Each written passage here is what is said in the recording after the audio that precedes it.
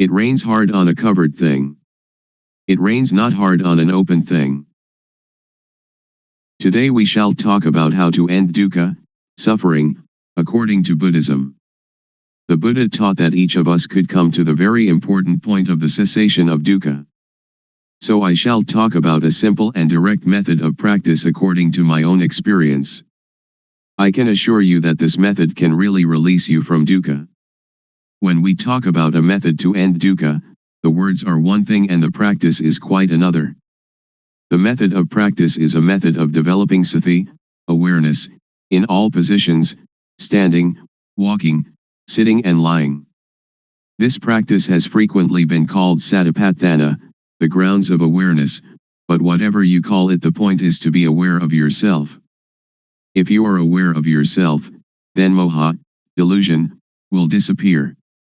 You should develop awareness of yourself by being aware of all your bodily movements, such as turning your hands, raising and lowering your forearms, walking forward and back, turning and nodding your head, blinking your eyes, opening your mouth, inhaling, exhaling, swallowing saliva, and so on.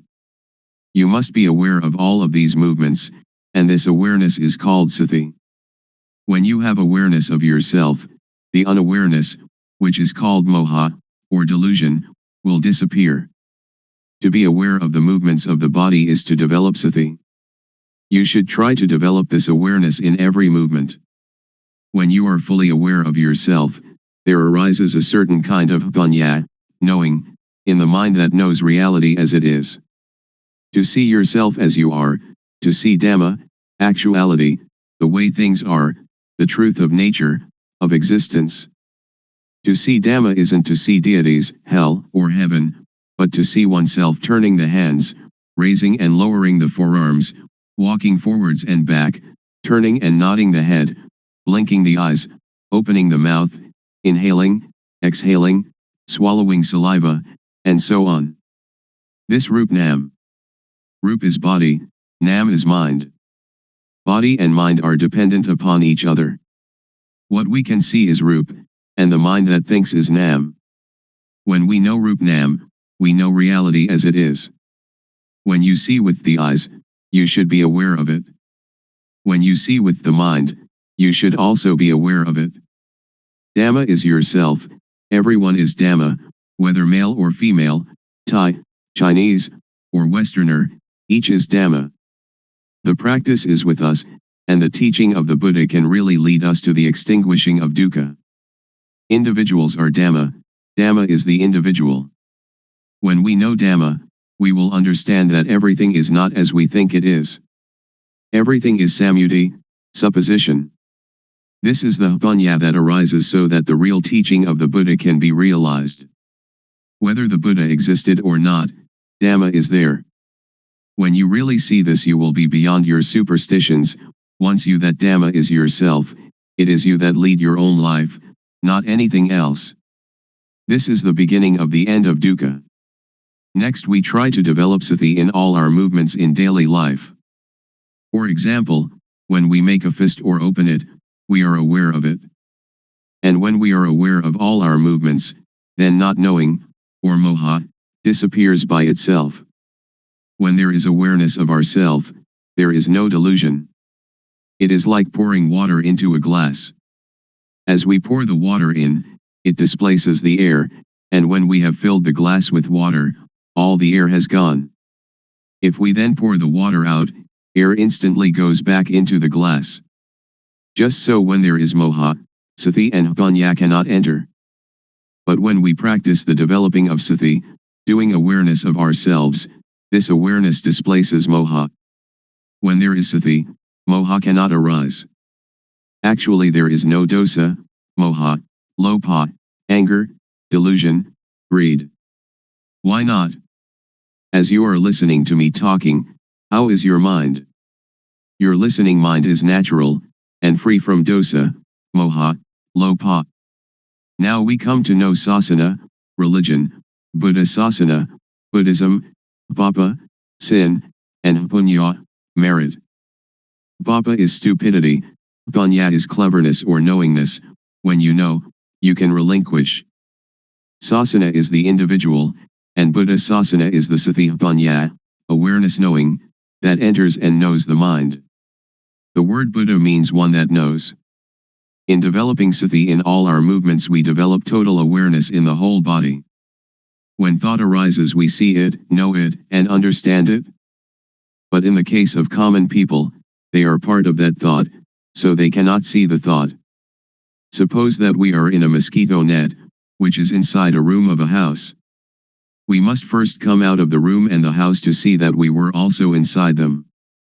Thought is the same. We cannot see it if we are part of it.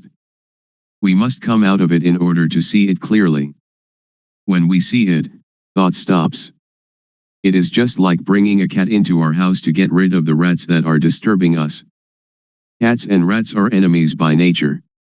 At first the cat may be very small and very weak, while the rats are large and full of energy.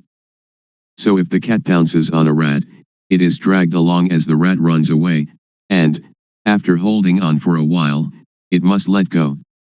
We cannot blame the cat, but we must feed it. We feed the cat often, and soon it is very energetic and very strong. Then, when the rats come, the cat can get them. When the rats are caught they die of shock at once, before the cat eats them. Thought is the same. If we develop sati, then when thought arises we become aware of it, and it stops. The thought does not continue, because we are aware of it.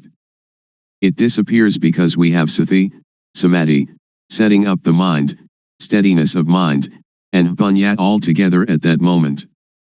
Sati, or awareness, means to be alert like a cat watching for rats.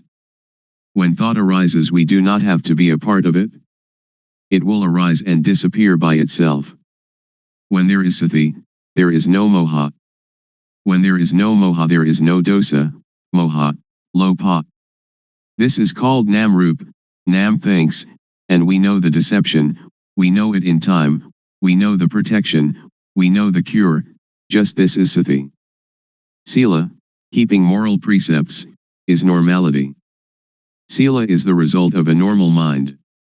This is the same as sati, samadhi, punya.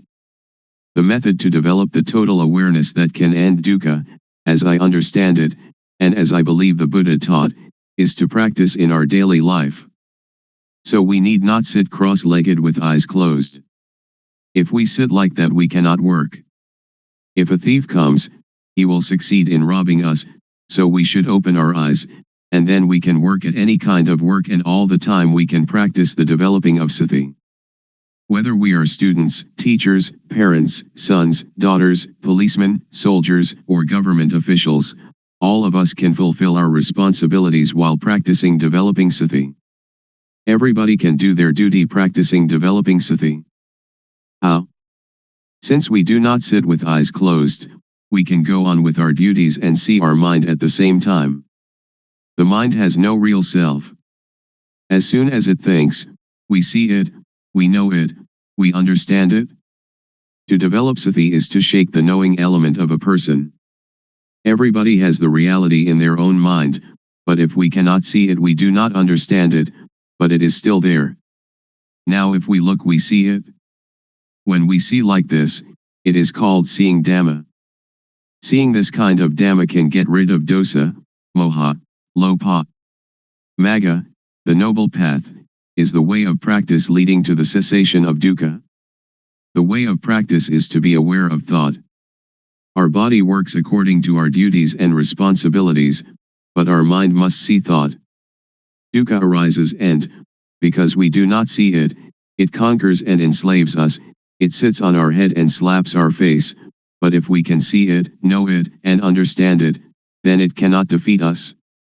Dukkha is like a leech that attaches itself to us and sucks our blood. If we try to pull it off, it is stubborn, it resists, and we hurt ourselves more. But if we are clever, we simply use water mixed with tobacco leaf and lime, and squeeze the water onto the leech. The leech is afraid, and drops off by itself. So we don't have to tear it out, or to force it, in order to get rid of it. This is the same. Those who don't know try to stop dosa, moha, lopa, they try to fight and suppress it, but one that knows just has sati to watch the mind and see thought. It is like turning on an electric lamp. A person who does not know about electricity will try at the bulb instead of the switch, so the lamp does not light. But someone that knows about electricity knows how to use the switch, and the lamp lights up. Dosa, moha, lopa is like an electric lamp, the thought is like the switch. The thought is the cause of this derangement. If we want to eliminate the derangement, we come to the thought. When we have sati watching thought, dosa, moha, lopa cannot arise. Actually, there is no moha, no lopa and no dosa. We touch the switch here in order to have light there. We develop sati here in order to end all dukkha. Dukkha arises from moha. When we have sati there is no moha and so no dukkha. When we move our hands we feel, and the awareness of this feeling is sati, and when we have sati we are separate from thought and can see thought. You should not pay so much attention to the movement, but use sati to watch conceptual thought. Just passively see the thought, do not stare at it. When thought arises, let it pass away. Actually there is no moha. Moha arises when we are not aware. It is like when we build a new house, there are no rats, but when we fill the house with things the rats come. Sometimes, when people criticize or blame us, we feel disappointment. In this practice, awareness of the disappointment will arise at the same time, like the cat catching a rat. When we can maintain our mind in this way, dosa, moha, lopa cannot arise. When thought, suffering, or confusion arise, do not try to stop it, but observe it, and we will understand its nature. As soon as thought arises, sweep it away immediately and come to be with the awareness. Thoughts, suffering, confused mind, they will go by themselves. Any time that thought arises we know it, even while sleeping. When we move our body while sleeping we also know it. This is because our awareness is complete. When we see thought all the time, no matter what it thinks, we conquer it every time. Those that can see thought are near the current to nibbana, extinction of dukkha. Then we will come to a point where something inside will arise suddenly. If the thought is quick, panya will also be quick. If the thought or emotion is very deep, panya will also be deep. And if these two things are equally deep and collide, then there is the sudden breaking out of a state that is latent in everybody. With this occurrence the eyes, ears, nose, tongue, body, and mind are detached from sights, sounds, smells, tastes, touches, and mental objects. It is like uncoupling the drive mechanism of car. When the parts become independent of each other, the car, although it still exists, can no longer be driven. When this state occurs we do not die. We can still work according to our duties. We can eat, drink and sleep. But now, by the law of nature everything is void, and this is the unchangeable law. Suppose there is a rope drawn tightly between two posts, and we cut it in the middle, so that the rope falls apart. If we want to tie it together again, we cannot. If we untie it from a post to tie it in the middle, then we cannot tie it to the post again. This is like the six senses of one that realizes their original nature. When their eyes make contact with an object there is no attachment, just as a screw that is stripped, without threads, cannot become attached. All of the Buddha's teaching aims to put an end to dukkha. If we do not understand this we will be in doubt about his teaching, and speculation about rebirth, heaven, hell, and so on, speculation that should be ignored, will plague our mind. The teaching of Buddha is timeless, and is not limited by language, race, nationality, or religion. According to the Satipatthana Sutta, if you practice Satipatthana continuously, like a chain, that is, to develop sati at all moments, then arahata, extinction of dukkha, or the attainment of the anagami, non-returner, can be expected within 7 years. Or in as short a time as 7 months or even 7 days. If you develop sati according to the method I have explained, and have sati continuously like a chain, then in at most 3 years dukkha will be diminished by 60%, and in some cases completely eliminated. Some may achieve this in as little as 1 year or even 90 days. There is no gladness or sorrow, contentment or discontent. This way to the cessation of dukkha is an easy way. It is difficult because we do not really know. Therefore we have doubt and lack of confidence. When we are confident in every step of practice, it is not so difficult. You can practice it anywhere, but you should really know the practice. If you can assure yourself, then you have a refuge in yourself. Religion means this refuge. If you study books for many years, it will still be theory. But if you really practice, it will not take you so long, and you will know it much better than the theorists. In the Pali texts there are 2 important mental capacities, the first is sati, calling to mind, and the second sampashanya, awareness of oneself. When you are aware of the movements of your hand, you have both sati and sampashanya. The fruit from doing this is very great, it is incalculable. You cannot buy non-suffering, but must practice by yourself, until it arises by itself, because it is already there. Making merit and keeping precepts are like unhusked rice, which is inedible, but useful because we can use it to grow next year's crop. Making ourself calm is like husked but uncooked rice, and is still inedible. There are 2 kinds of calmness. The first is samatha, concentration, one-pointedness, calmness, the second vipassana, seeing the true nature of personal existence, calmness. In doing samatha meditation you must sit still, close your eyes, and watch your inhalations and exhalations.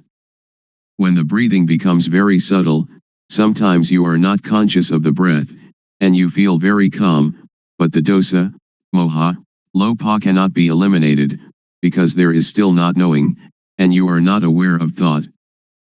But vipassana meditation can get rid of dosa, moha, lopa, and this kind of calmness can be experienced anywhere and at any time. So we do not have to sit with eyes and ears closed. Our eyes can see, our ears can listen, but when thought arises we see it. This kind of calmness is latent in everybody. Our mind is originally clean, illuminated and calm. That which is not clean, illuminated and calm is not our mind. It is kilesa, defilement. We try to conquer this kilesa, but in actuality there is no kilesa at all. So how can we conquer it? The only thing that we can do is just to see original mind clearly, to encounter the thought clearly. When we see the mind clearly, there is no moha. The word clean indicates the mind's natural state, not stained or covered by anything. We have satipanya penetrate into the mind and see it, knowing it to be stable and unaffected by anything. This is the cleanness of the mind. The illumination of the mind is like having a bright light that allows us to go in safety wherever we may go. In this radiance we see our life mind all the time, every minute, every second, every instant. This is the illumination of the mind. Calm means cessation, the cessation of dosa, moha, lopa, of all agitation and difficulty, the cessation, too, of seeking any method or system. We need no longer look for a teacher because we really know, for and by and in ourself. When we really know the mind, we know it to be clean, illuminated and calm at all times. When we know the mind, we know how dukkha arises and how dukkha ceases. We know thought every time it thinks. We are even aware of our heartbeat. And whatever our movements are, we know them. We know by watching naturally, without strain or tension. The knowing is very quick, it is quicker than lightning, quicker than electricity, quicker than anything. The knowing is the same as Hpanya, the same as Satipanya, Sati and Samadhi and Hpanya, they are all the same. The Hpanya really knows everything. Even when the slightest sound occurs, we know it. The wind touches our skin, we know it. Thought arising in any manner, we know it. When the thought is deep, the Hpanya is also quick. However quickly thought arises, the Hpanya knows the thought. This is called Patijjasamuppada, dependent co-arising. When there is no avidya, not knowing, the structure that gives rise to dukkha is broken, because the knowing is there. You may have heard that the Buddha cut his hair just once and it never grew again. This is a riddle. When hair is cut, it cannot attach itself again. This is analogous to cutting off avidya so that it cannot arise again. This is the inviolable law of nature, just like the rope that, stretched between two posts, cannot be tied once it has been cut. When we see this point, we know that it is latent within each person. Then why is it so difficult? It is not difficult, but it is also not easy. It is difficult and it is easy. There is a saying in northeastern Thailand, the poor are rich, the rich suffer. Why suffer? Why poor? The rich are rich in money alone, but poor in not seeing their own nature. The poor are rich with law of nature. Money cannot bring anybody to this point. Every person has the same ability to reach this point, because everybody has it. It does not matter whether we are woman or man, Thai, Chinese, or Westerner, and it is not dependent on religious belief. We all have the same original mind. This is the law of nature, just as everybody is composed of the same four elements. I can assure you that each and every person can practice, but you must have a sincere mind. I believe the saying that Dhamma existed before the arising of the Buddha. The Buddha was the first one to discover it. Before the Buddha, Dhamma was concealed. The Buddha only uncovered Dhamma. This true nature exists in every person. When you stand up, this nature stands up with you. When you sit, it also sits. When you sleep, it sleeps along with you. When you go to the toilet, it accompanies you to the toilet. It goes everywhere with you, so you can practice everywhere. So you should know how to practice, you should know how to see thought. When you know the source of thought, this is a very important point. From this point the way will reveal itself. When we have the right view and the right path, then certainly we will reach the goal. In listening to a Dhamma talk, in giving charity, in keeping precepts, in practicing samatha meditation or even Vipassana meditation, if we do not reach this goal they are good only in a worldly sense, but not in the real sense. If we do not give charity or keep precepts or practice meditation, and still reach this point, then everything is done, like the sky covering the earth, it covers everything. So the 84,000 discourses in the Tipitaka, the Pali Canon, which is the whole teaching of the Buddha, are included in this point. If you study the entire Tipitaka, you should come to this point. If you finish the entire Tipitaka but have not come to this point, then you still have doubts, and therefore dukkha. Now we do not have to learn any sutta, the discourses of the Buddha, Vinaya, the code of monastic discipline, or Abhidhamma, the systematic analysis of the teaching found in the suttas, which together comprise the Tipitaka, but we have to come to an awareness of this point. When we reach this point, we will know the whole of the Tipitaka. Once the Buddha, walking in front of the forest with a number of monks, grasped some dried leaves and asked those monks, the leaves in the forest or the leaves in my hand, when compared which are more? The monks answered, the leaves in the whole forest are much more than the leaves in your hand, venerable sir. The Buddha then said, Dhamma that I know is great, like the leaves in the whole forest. But Dhamma that I teach you is like a handful of leaves. Please understand the meaning, the Buddha teaches only dukkha and its extinction, nothing else. Studying texts, giving charity, keeping precepts, Practicing samatha meditation or vipassana meditation should bring us to this point, otherwise they are useless. When we reach this point, everything is done. So open up the covered thing. Because every person has doubts in seeking the method to be free from confusion, today I will talk about the method and about the practices that I developed previously. Formerly, I learned many kinds of gumatana, meditation, lit. Working ground, such as inhale bud, exhale, do, and sitting cross-legged with eyes closed, all sorts of methods like that. I learned internal recitation of sama arahang. And I practiced the method of the rising and falling of the abdomen. This is also a method of inhalation and exhalation. And then I came to the method of breath counting, yet another practice of inhalation and exhalation. Then I came to practice anapanasati, awareness of in and out breaths, knowing the short inhalation and the short exhalation, and also knowing the long inhalation and the long exhalation.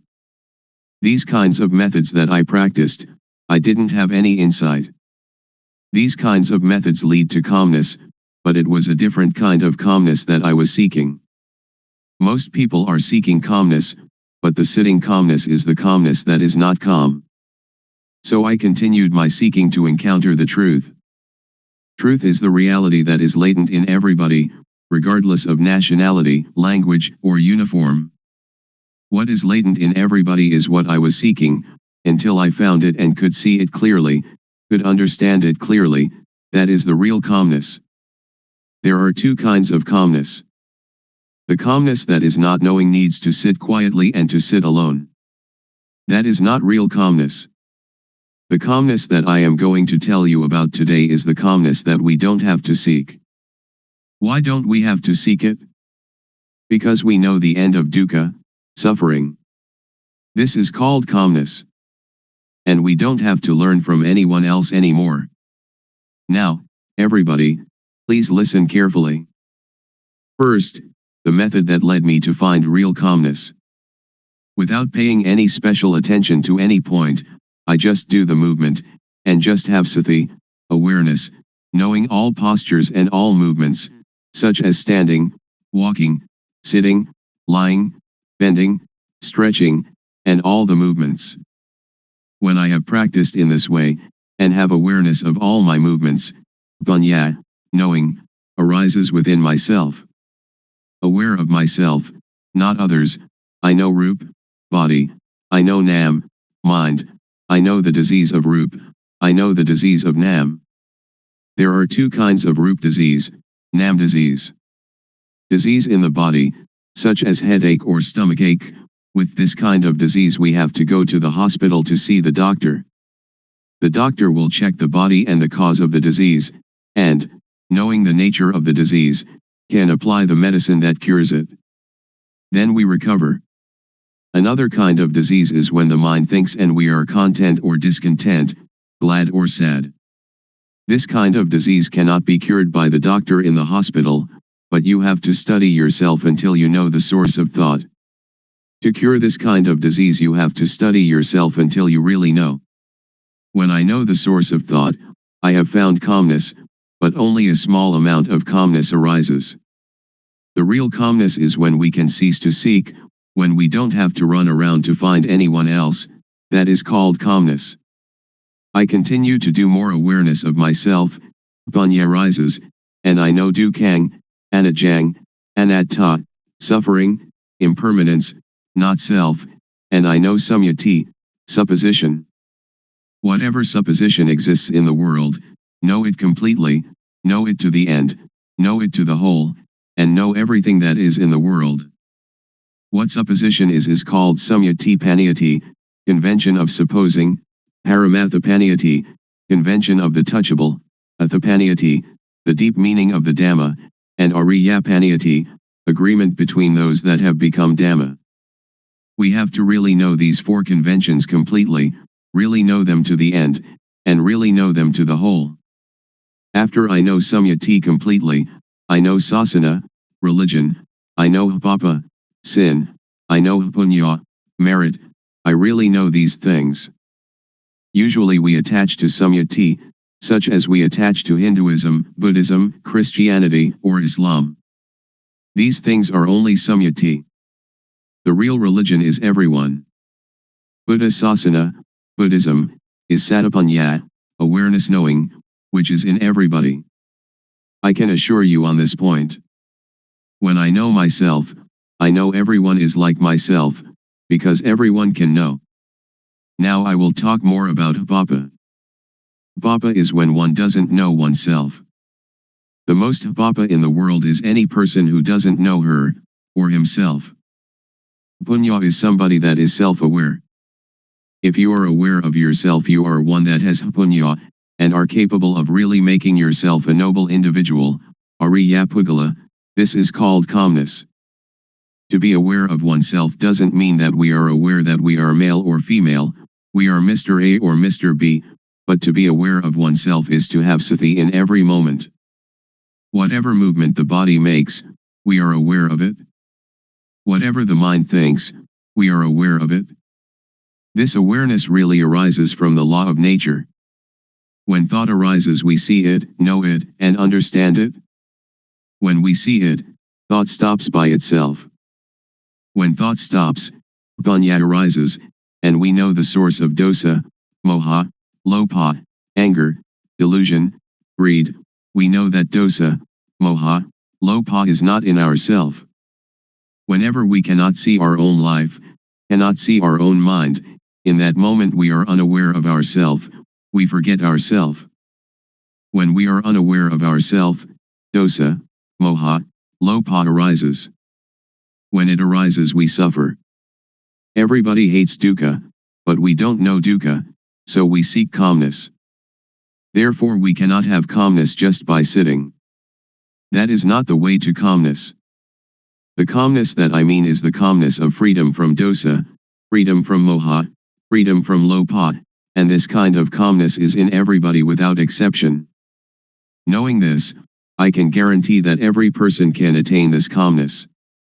Whatever nationality, language, or religion, whether you are a Hindu, a Buddhist, a Christian, a Muslim, or whatever religion, you can learn yourself, because everyone has body-mind. All of you sitting here now and listening to my talk, the mind of everyone is like this. Our life mind is already clean, illuminated and calm, but when we say that the mind is clean, illuminated and calm, we just imitate the words of others, we don't really see it. When we really see it, we will be able to guarantee that it is already there in everybody and that anybody, if they really practice, they must know it, they must see it, and they must have it. When we know it and see it, we can guarantee that this teaching can apply to everybody in any social class and of any age. A millionaire can practice, somebody who doesn't even have one coin can practice. An educated person with many degrees can practice, the illiterate can also practice. I can really guarantee this point, but we have to know the correct method, and see into our mind. Now, all of you listening to my talk, just look into your own mind, and you will know the characteristic of the mind. Here is a parallel. The seed of any kind of fruit, if we plant it in well-watered soil, under good conditions, it will have issue. An ordinary rice or sticky rice or whatever kind of grain we plant, it too will have issue and grow up. This is like every person. If you listen, and understand it, and bring it into practice, you will know. When we don't know and we don't understand, it is like the thin grain, or the husk without any grain inside. When we plant it in the paddy field, it has no shoot, it doesn't grow up. This is the same as when people who come to teach don't really know themselves, they teach others, so other people do not know. I will raise another parallel. Suppose that during daytime the sunlight is dull, but actually the sun is always bright. Our mind is like the sun, it is clean, illuminated and calm, like the sun all the time.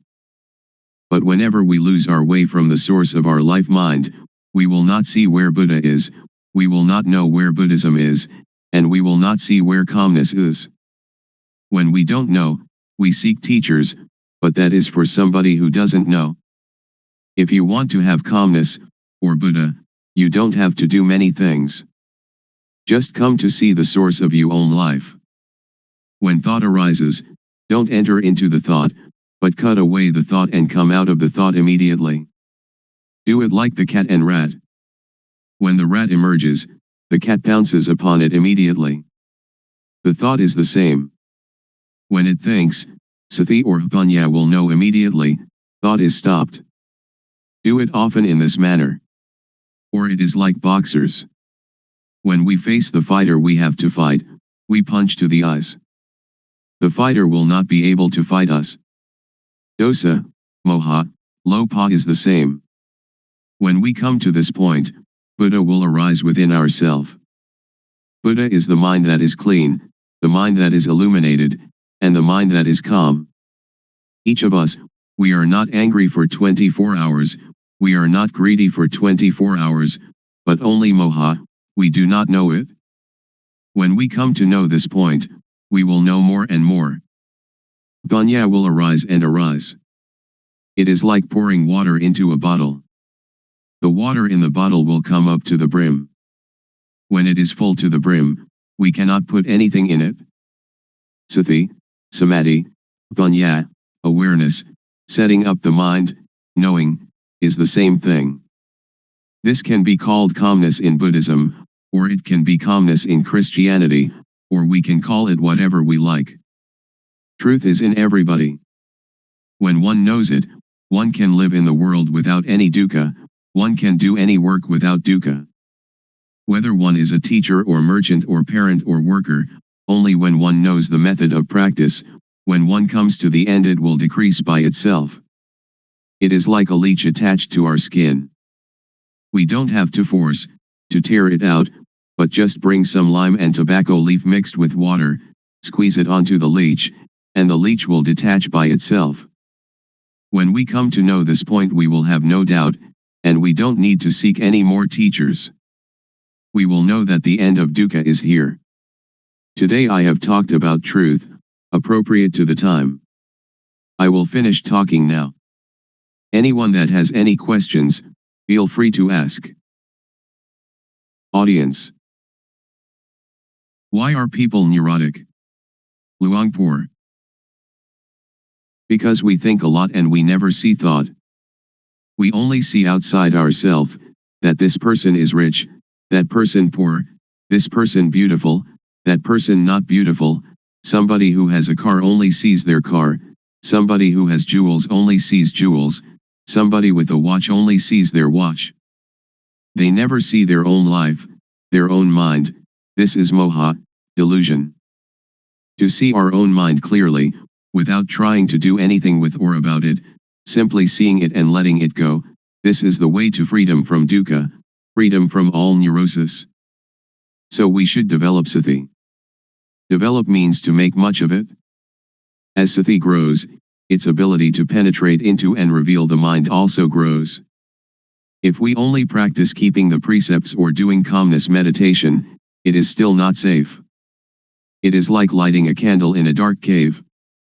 The darkness shrinks a little but is still there with us, we are still in the dark, and when the candle goes out the darkness immediately covers everything again. So we should emerge from the cave by having sati all the time, in every movement.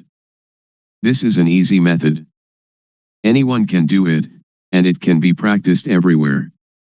Audience. When we see thought and the source of thought, will suffering and all kinds of tension end or not? Luangpor. Not end yet, because we only know it but we still do not do anything with it. We only know and see thought, we only know the source of thought, but sometimes we lose the way of it.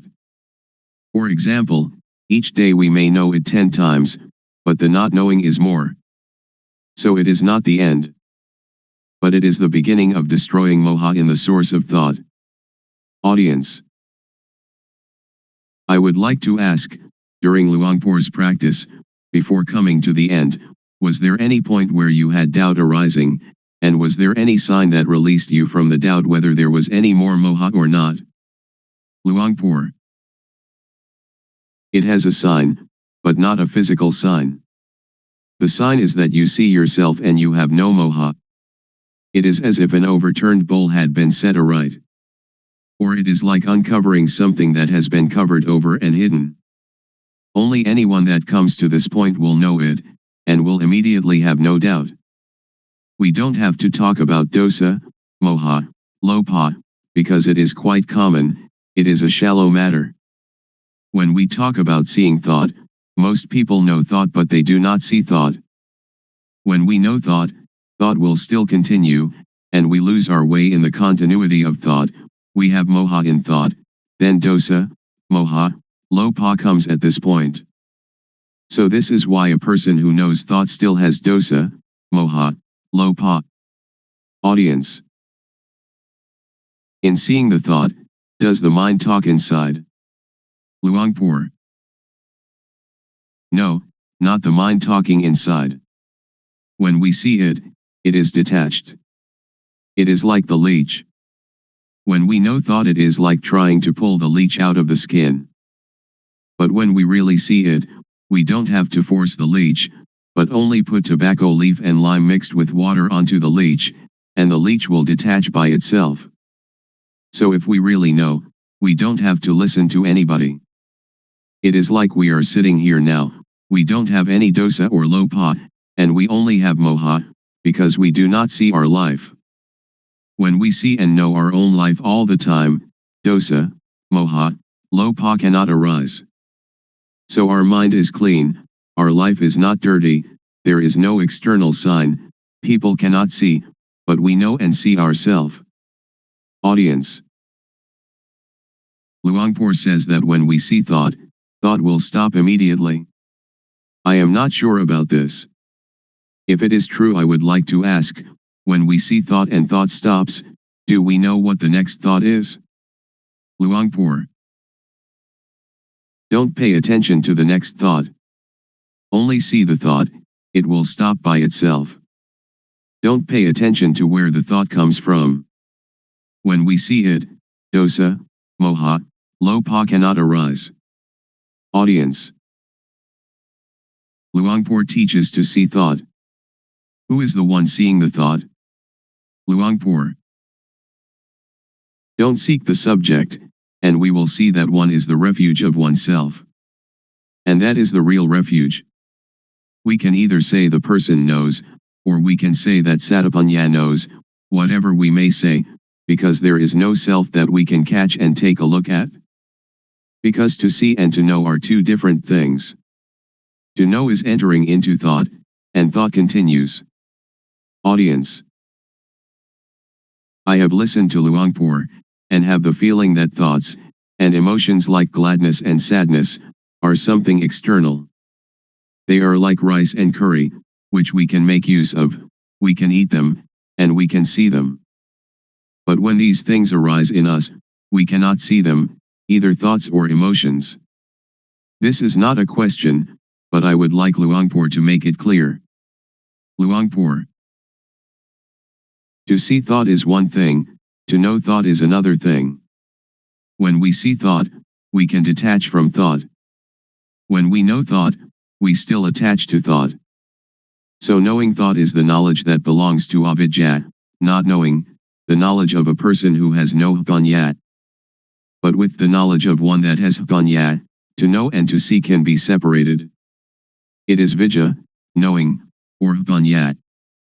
Jnana and vidya will separate thought apart, and that is the end of dukkha.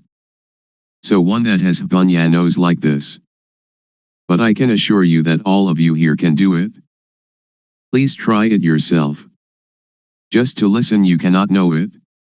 It is only memorizing. If we practice it, we will come to see clearly, to know really. This is our own knowledge, so it is called buddho, which means to see, or to detach. Audience. When we know truth, and we know it clearly, is there any guarantee that, after knowing the knowledge will not disappear again? When we know, do we know for good, or can it disappear?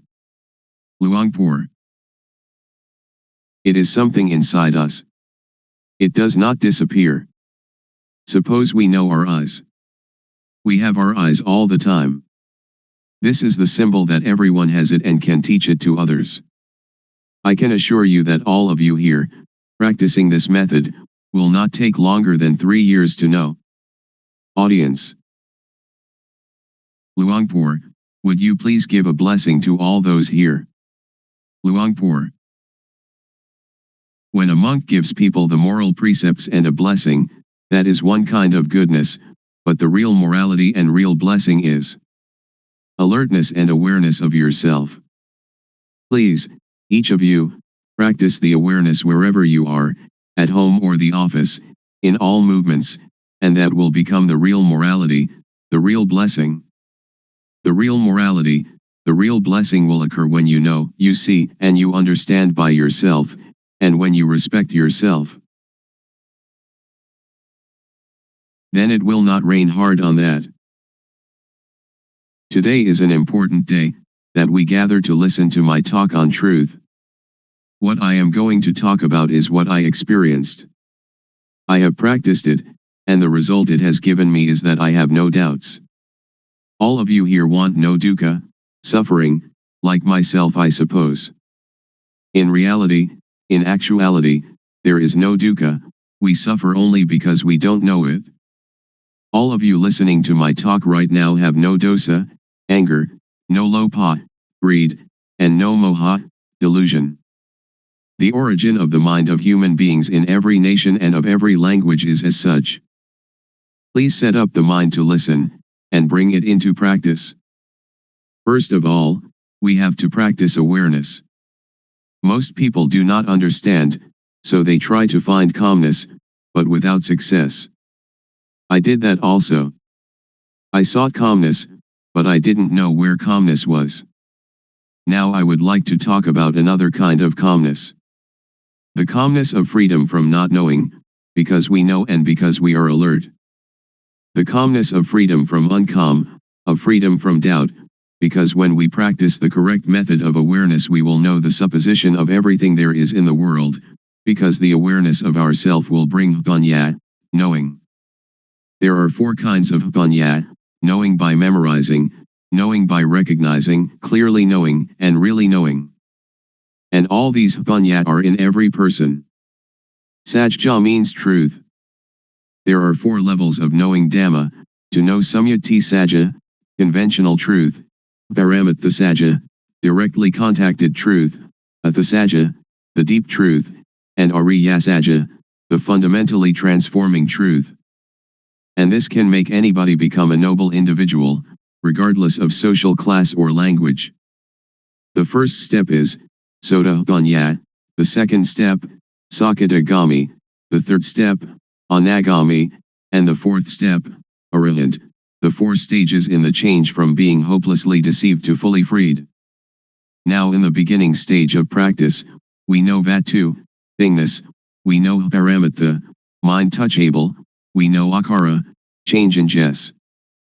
The mind will change to be Ariya, noble, because we have clearly seen the source of dosa, moha, lopha, anger, delusion, greed, and then clearly known the source of Vedana, sunya, sankhara, vijnana, feeling, percept, conceiving, knowingness.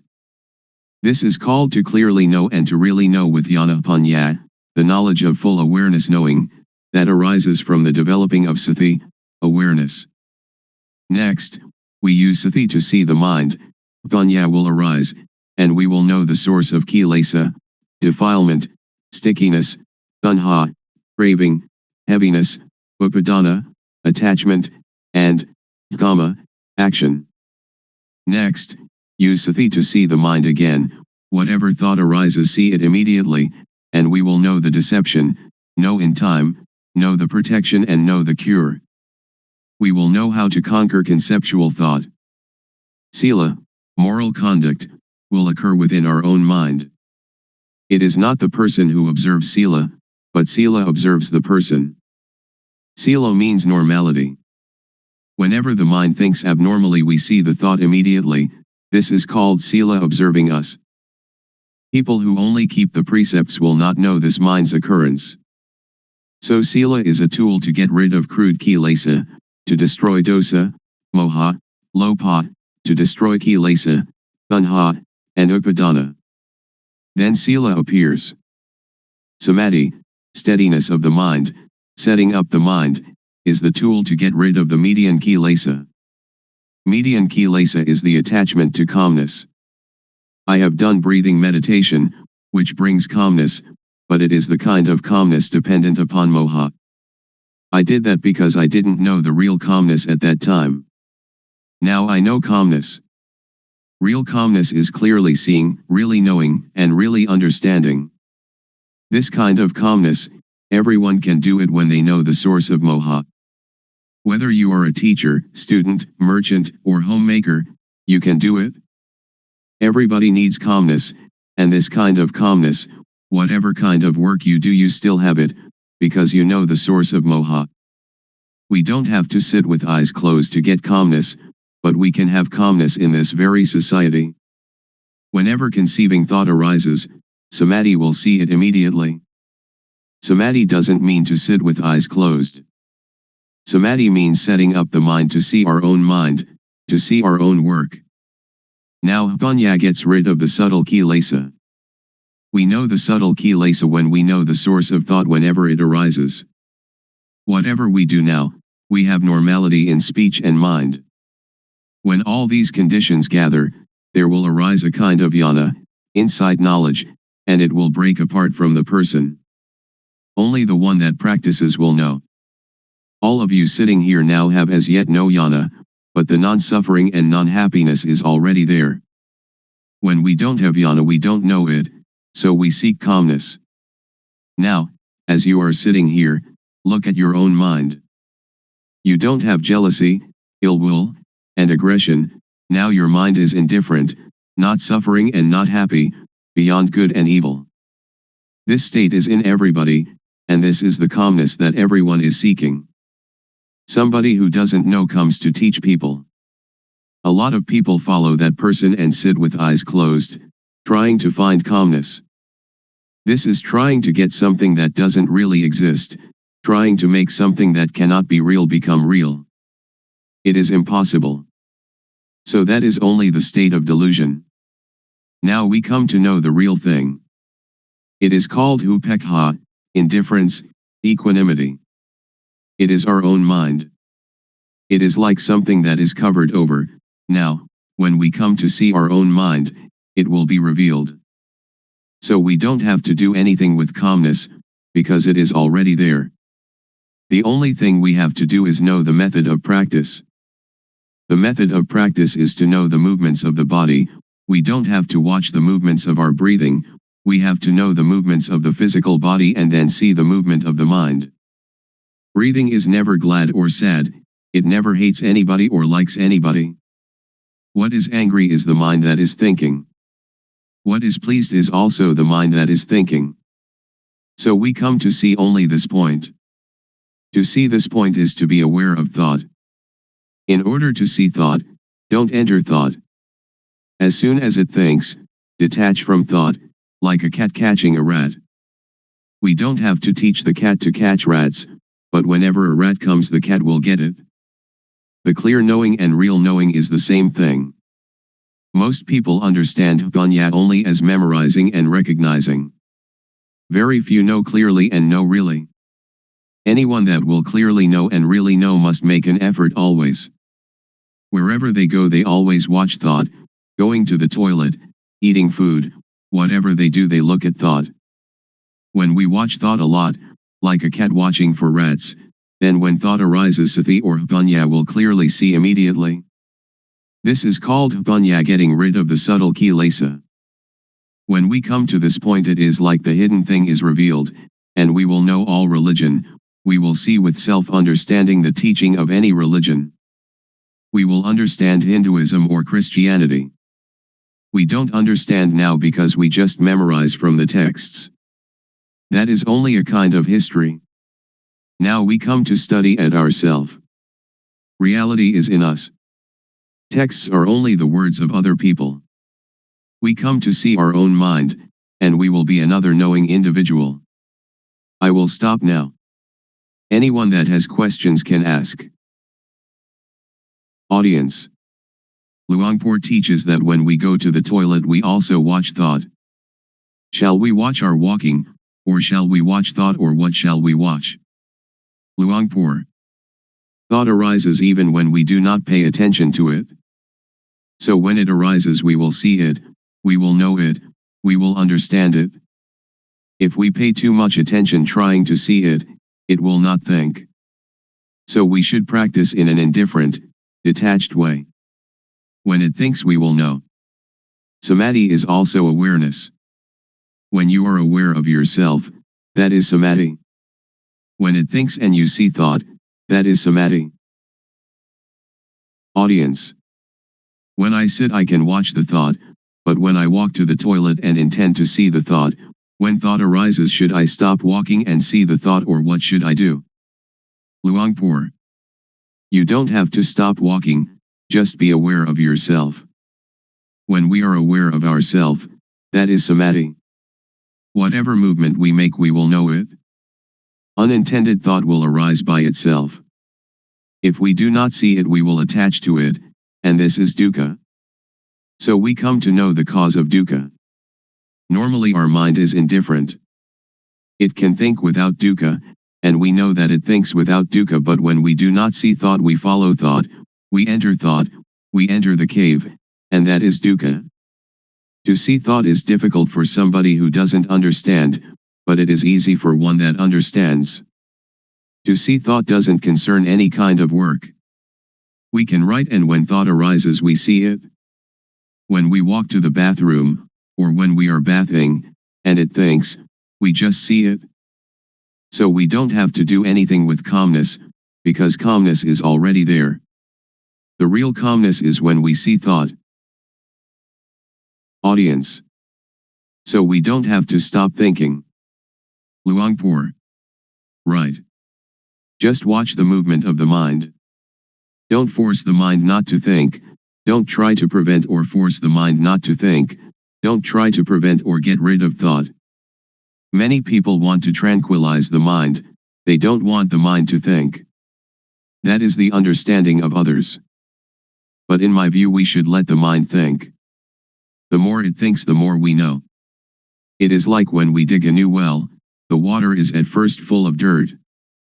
So we have to empty out the water, bucketful after bucketful. We don't have to stop up the hole out of which the water is flowing, but we let the water flow, as much water as possible, and we continue emptying out the dirty water. We clean the edge of the well and continue emptying out the water. We do it again and again. We do it until all the dirt is gone and the water flowing out of the hole is clear and pure. If anything were now to fall into the well we should see it and know it immediately. So we don't have to stop the mind from thinking. Sometimes it thinks this, sometimes it thinks that, but we just see it immediately, like cat catching rat, and the more it thinks the more we empty it out. When thought arises we see it, that is the important thing. Audience. When we sleep and when we are awake, do we watch thought in the same way? Luangpor. The same. When we cannot see thought, when thought arises during the day we don't know it. At night when we dream, we also don't know it. Now, when we see thought wherever we go, when thought arises we know it. At night we sleep, and when it thinks we also know it. Audience. I am still puzzled. Should we see thought or should we see ourselves? Luangpor. They are the same. We can call it seeing thought, and we are also aware of ourself at the same time. Audience. I would like Luangpor to explain the difference between knowing thought and seeing thought. Luangpor.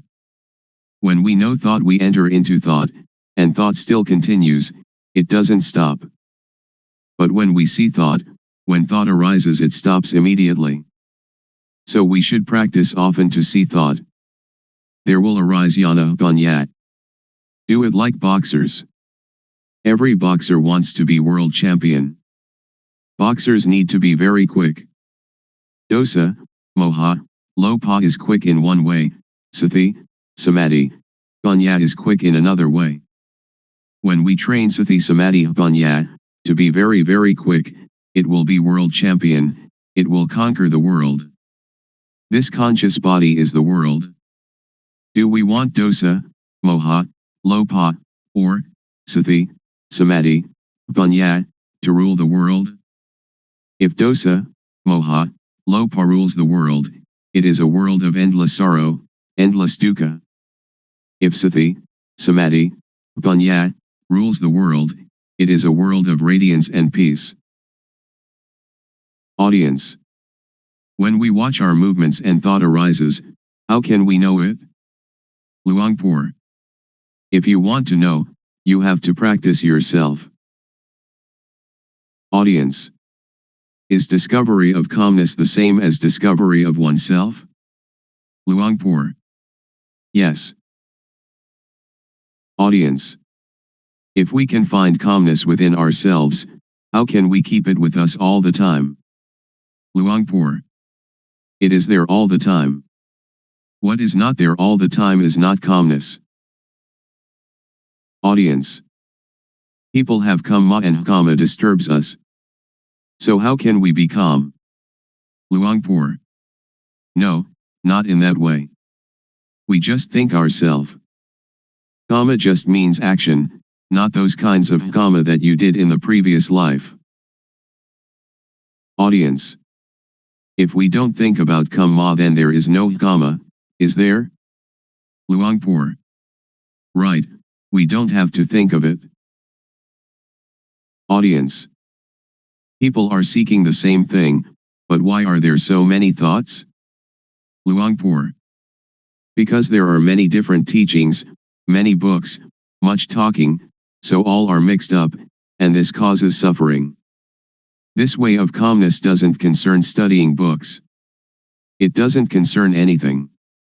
When we read many books, or listen to many teachers, we only have knowledge for talking, so we don't have the experience of the real calmness.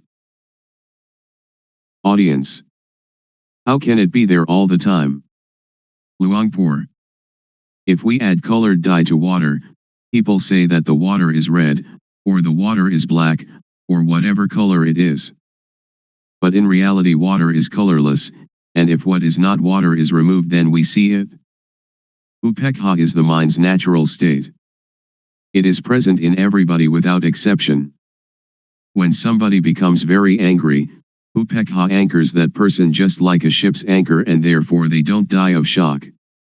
When somebody becomes very very greedy and would like to take a great deal away from others, upekkha is like a ball and chain, holding back and moderating the greed, so that it doesn't totally unbalance that person. So upekkha is already there, we don't have to seek it. It is like the sun when it is hidden by clouds. Dosa, moha, lopa, when it arises, obscures upekkha. But when we clearly see our mind, upekkha is uncovered. Audience. Luangpor said that gladness and sadness are the same thing. How can they be the same? Luangpor. They are dukkha. Gladness is one kind of dukkha, sadness is another kind of dukkha. Unknowing people live with dukkha, eat with dukkha, walk and stand and sit with dukkha, sleep with dukkha, wherever they go they bring dukkha along. When they see a movie they laugh, laughter is a form of dukkha.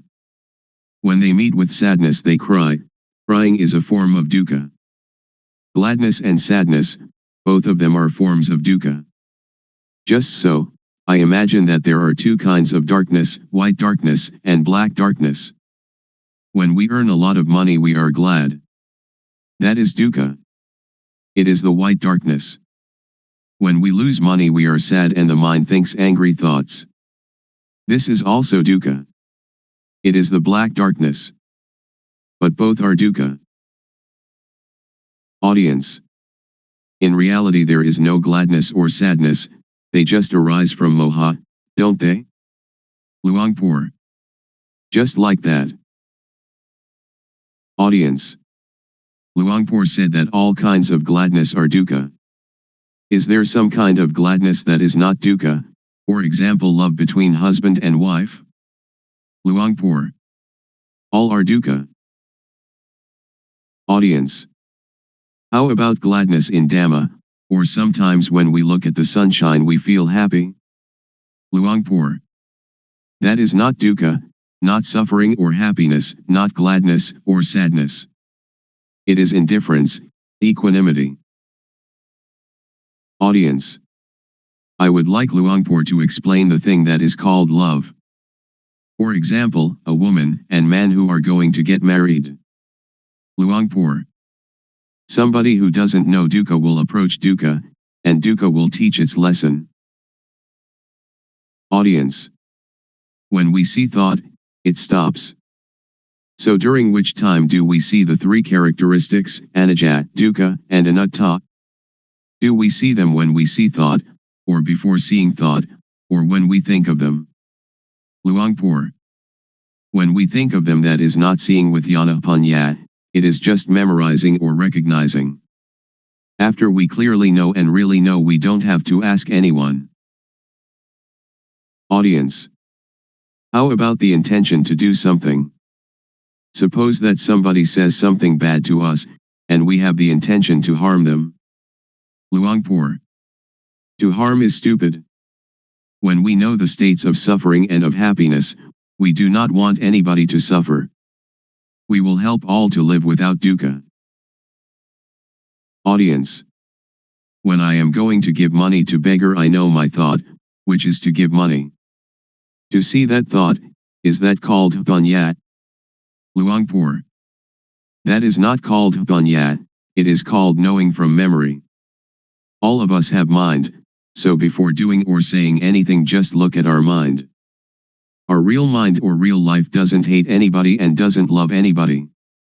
When we hate or we love, that is kilesa arising. So just come to see the mind at the beginning, and dosa, moha, lopa will be destroyed. After that, vedana, sunya, sankhara, vijnana, will still be there, but they are pure and have no dukkha.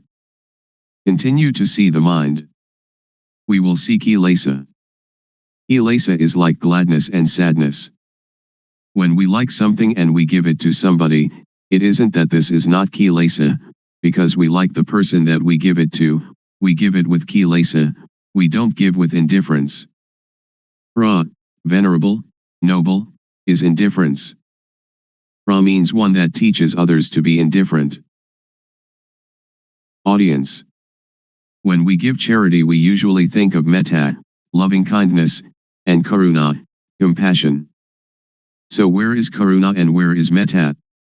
Luangpor. Those are just words for talking. It is not Dhamma. It is social. Audience. If we don't have metta and karuna, how can we have the motive to do good for others? Luangpor. That is the beginning stage, or the foundation for ethics of the world. Audience. In the case of Luangpor, who is trying to help us to be free from dukkha, isn't it the metta of Luangpor? Luangpor. Not metta. Anybody that would like to have Dhamma, just accept it. We don't have gladness or sadness. It is like when we see someone that is drowning, we jump into the water and help them without thinking anything. Audience.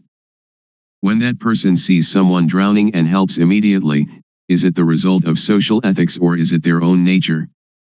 Luangpor. It is their own nature. But when we try to help other people, we don't see our mind, but the nature of the mind is already there, the indifference is already there, we never come to see it and we try some other way. That is why we don't have real calmness. Visible here and now. Calling to come and see. The Dhamma of an instant. Today I would like to bring to you the truth, as I have heard it from the elders, who passed this truth on from generation to generation. It may be that you've heard it, it may be that you haven't. When listening, please set up the mind to listen, listen with sati, samadhi, panya, awareness, steadiness of mind, knowing. Consider these words, and find their actuality at last. In everything that happens there must be cause and effect. For example, the cause is that we go to work, the effect is that we earn money, the cause is that we go to study, the effect is that we gain knowledge. So the knowledge is the result of the study. Therefore the cause is to be diligent and the effect will be truly useful. The elders used to teach that the cause is developing sati, awareness, the result is the knowledge that arises. They have said so.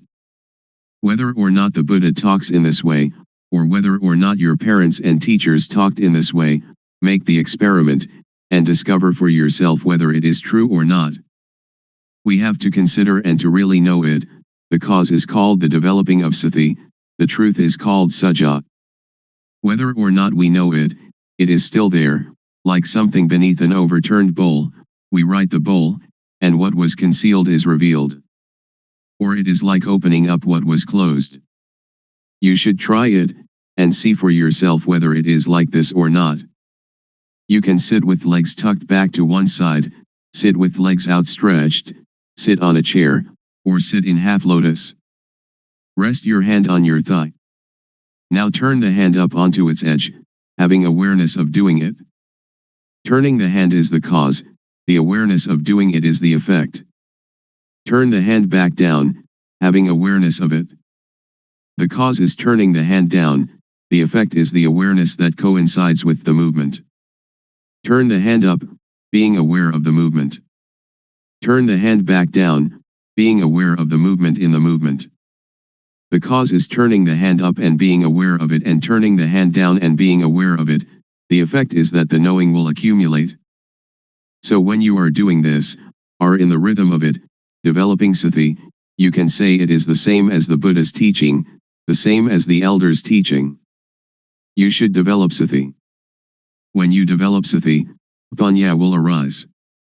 The elders used to tell us that Buddha taught the four satipatthana, the bases of awareness, or the four major postures, which are standing, walking, sitting and lying down. You have sati in these postures, then you have the sati to know other, minor movements. In all minor movements, stretching, bending, and all other movements, have the sati to know it. The effect will be the knowledge that arises. Some people may say that this accords with the texts, some may say that this does not accord with the texts, but please listen, and try to practice yourself. If it is useful we use it. If it is useless we cast it away. The knowledge that we have learned, we know it already, but the knowledge we have never heard, please try it and find it for yourself.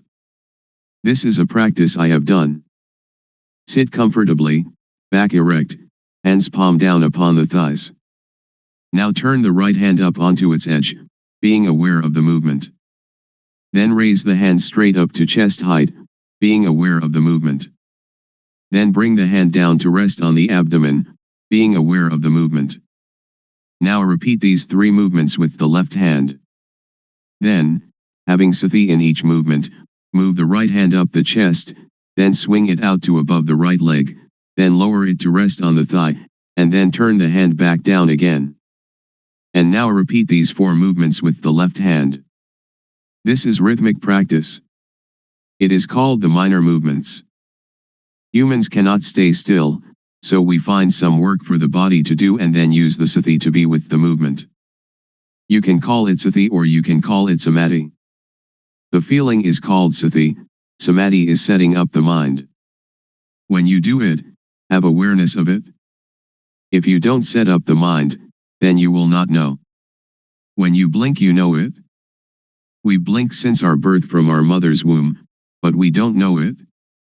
When we look to the left or look to the right, we don't know it. We don't have sati, samadhi. We have only the usual sati samadhi but we don't set up the mind to know it. If we set up the mind to know it, the sati will be newly built sati. Samadhi is setting up the mind. We breathe since we were born from our mother's womb, but we don't know it. Now we set up the mind, and breathe in and out, then we know it.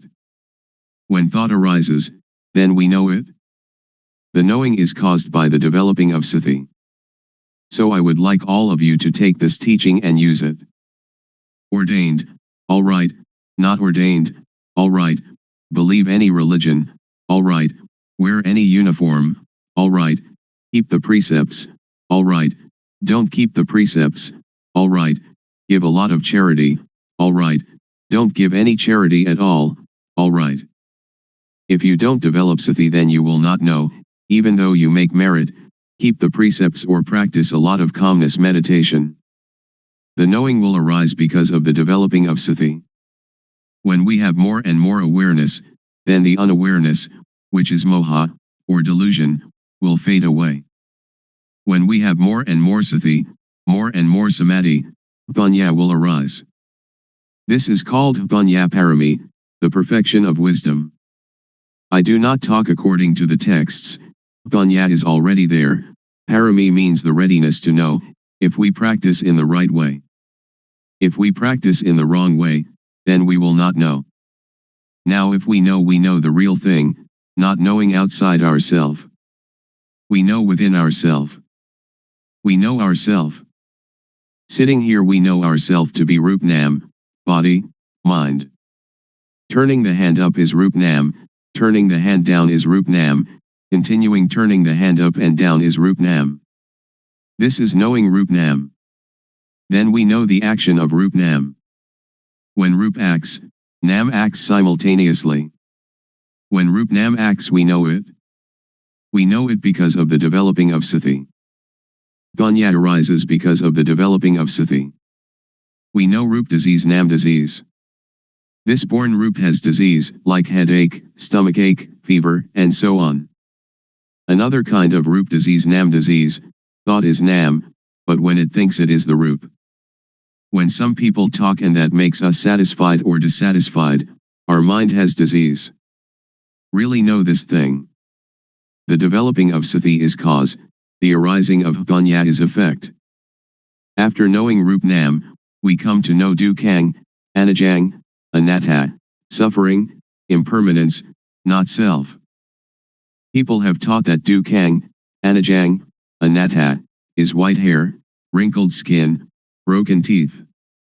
That is true, but not true according to the developing of sati. The developing of sati will cause panya to arise, that turning the hand up is dukkang, lowering it is dukkang. Dukkang is with the Rup. Rup is a kind of lump of dukkha. Dukkang is unbearable. Anajang is unstable. Anatta is uncontrollable. It is like that all the time. If we know it, it is like that. If we don't know it, it is also like that. So Dhamma, which makes a person become a Buddha, is there before the Buddha. Dhamma exists in everybody. It depends on the owner of each body to make this knowing happen. If we are able to know it, then we will know it. It is like the overturned bowl, whether it is overturned or set aright is up to us. Now we come to know sammuti, supposition. Know all kinds of samyati completely. We know that money is just a kind of metal, just a kind of paper, but we conventionalize it. Woman and man are samyati as well. When we don't know it, we suppose it to be woman and suppose it to be man. But if we don't suppose it, then we don't know them. Ordination and disrobing, monk and novice, all are samyati, just take a piece of cloth to wear. The knowing is sati, samadhi, panya, and sajja is truth. If it is true by samyati we know it. If it is true by paramatha, direct contact by the mind, we know it. Ghosts and deities are all sammuti. Have we ever seen them? A ghost is a person who acts, speaks, or thinks evil. The body doesn't do anything, it is Rup, like a doll. The thing that moves is the mind. Deities are the same, we suppose them. When we don't really know samyati, we don't know. We really don't know. I can guarantee that we don't know. I myself didn't know. But others may have, I don't know. I have done many kinds of meditation, like Buddho, Samarahang, counting breaths, the rise and fall of the abdomen, and sitting and observing the breath, but I really didn't know, the knowing didn't come, didn't arise. It led to calmness and attachment to calmness. So calmness, or samatthana, the working ground for tranquility, is like putting a rock on top of weeds. When we take the rock off, the weeds will grow better than before, because the soil has been kept moist. Vipassana means clear insight, a complete uprooting. This is the real knowing. Anyone that does it will know it. Anyone that was born as a human being can do it, regardless of race, language, or religion. But we have to understand the correct method. Also, we know sasana, religion. Sasana doesn't mean temples. The temple is just the supposed sasana. This is called samyati, convention of supposing. Paramatha is the real thing, which exists in humans. Everyone is sasana. They say that sasana is teaching, they teach and the ear hears, then sati, samadhi, panya considers it, and becomes knowing. Really know that, oh, everyone is sasana. To destroy sasana doesn't mean to destroy temples or Buddha images, or Bodhi trees. To destroy sasana means to say bad things to people, to hit people, to kill people, which is great evil. So sasana is humanity.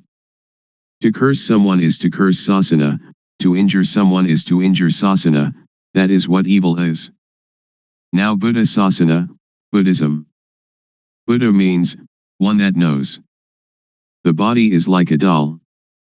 Sati, samadhi, panya is the knowing. So Buddha means sati, samadhi, panya, or the mind that is clean, illuminated and calm, which exists in everybody without exception. Now we talk about papa, sin. Papa is not knowing, darkness, stupidity. We fear papa, but why don't we make ourselves realize, so that we will be free of that fear? Panya, merit, is knowing clearly. People, when they come too close to monks, they fear papa. It is as if monks are the papa itself. That is just samyati. Now we don't have to fear papa. If we cannot conquer papa, then we will have no chance and no time to conquer it. Don't fear papa, but try to conquer papa. This doesn't concern making merit, keeping precepts, or vinaya, the code monastic discipline. The developing of sati is dhamma, is vinaya, is sila, normality, and is everything. We know all this because we develop sati. If we do not develop sati, but just study, that is only to memorize, not to see clearly or to see really. The developing of sati is to know clearly, to know really. When one knows, one can assure oneself and others. Anyone that does it will know it, because everyone knows the same thing. The knowledge is the shared object of developing sati. The result of developing sati can end dukkha. We don't attach to samyati, we will not fear ghosts, we will not fear deities. We don't attach to any samyati at all, because anything that does not exist we don't have to fear. Ghosts and deities have no real existence, just samyati. A ghost is somebody who speaks, thinks, or does evil. A deity is one that speaks good, thinks good, or does good. We know how to be human. Ghosts arise in people while they speak, think, or do evil. When anger arises, and we can stop anger, that is human. When we can make our mind calm and clean all the time, that is deity, a mind worthy of respect. When we know like this, we can break through. So Vipassana has this object, the 6 sense bases, eye, ear, nose, tongue, body, and mind, the 5 aggregates, that is from the texts, the 12 bases, the 18 elements, the 22 faculties, the 4 noble truths, and the 12 patijjasamuppada, dependent co-arising. We learn from the texts, we study it, but we don't know it.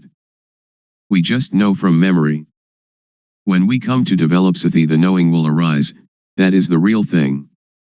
When we use sati to watch thought, whenever thought arises we know it, because when we move we have sati.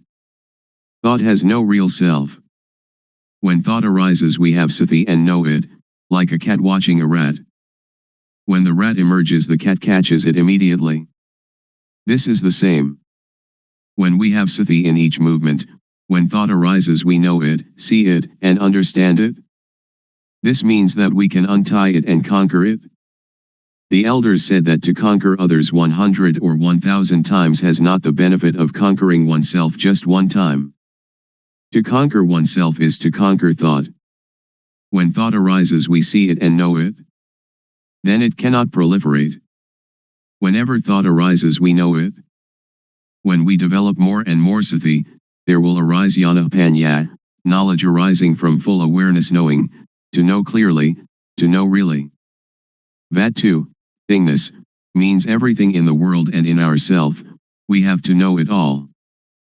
Paramatha means, everything that exists in the world and in ourself, seeing it, having it, being it, right now in front of us, touchable with the mind, we have to know it all.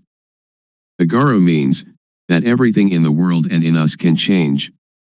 When we clearly comprehend it, then we see, know, understand, and touch, dosa, moha, lopa, anger, delusion, greed, because it is vatu, paramatha, akara.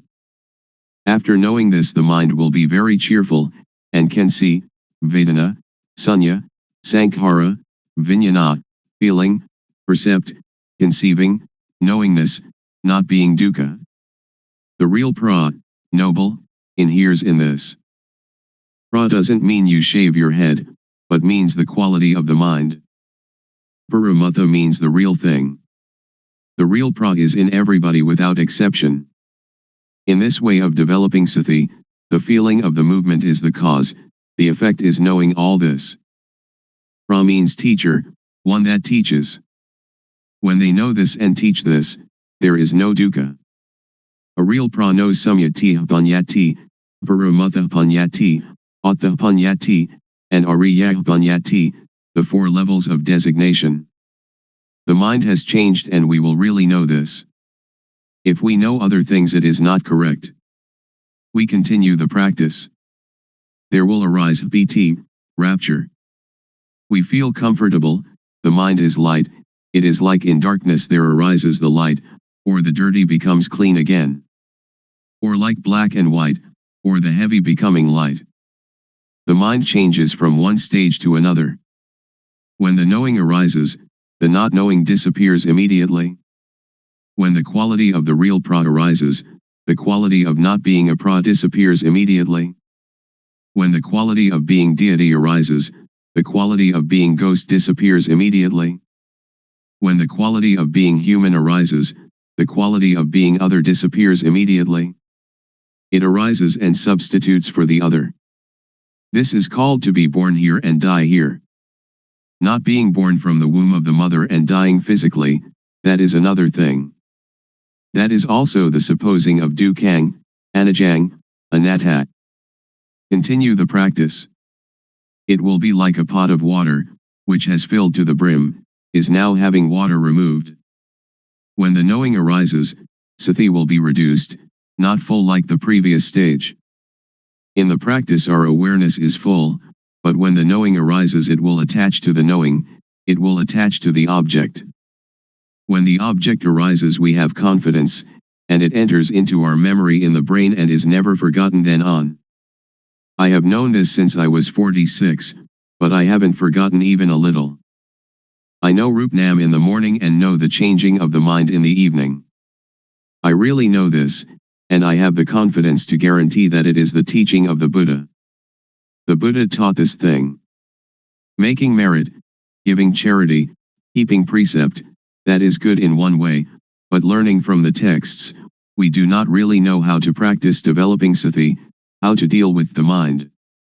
A person who doesn't know teaches a person who doesn't know. The result is not knowing. One that knows teaches, the result is knowing, because everybody has it, each can become the real pra, a noble individual. Woman, man, child, if they know it they become the real pra, a noble individual. Therefore the pra is a kind of blessing, because she or he teaches people to know. Blessing means noble. The noble knowledge is called giving Dhamma as charity, or giving knowledge as charity. This is the path of the real noble individual. When we develop sati, and know the movements more and more, jnana panya will occur. When jnana, insight knowledge, arises you will really know, you don't have to remember from the texts. You will know kilesa, tanha, upadana, kama, stickiness, heaviness, attachment, action. Seeing clearly, seeing really, kilesa, tanha, upadana, kama, will reduce or fade away. When we know this point, we don't have to believe anybody. The one that sees it owns it. Suppose that the Buddha comes and tells you that this practice is not correct, you will also not believe him, because it is real. When jnana panya arises, you have real confidence. When you know this point, BT will arise again. When I knew this point during my practice, I went to sleep. After getting up, I started walking back and forth. The cause is walking back and forth, the effect is that the knowing arises again. I walk back and forth and have the knowing.